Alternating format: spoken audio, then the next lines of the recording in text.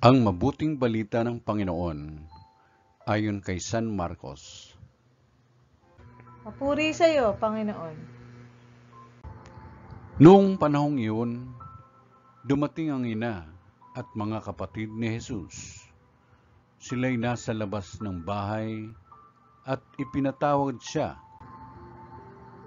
Noon na may maraming taong nakaupo sa palibot ni Jesus at may nagsabi sa kanya, "Nariyan po sa labas ang inyong ina at mga kapatid, pinatatawag kayo."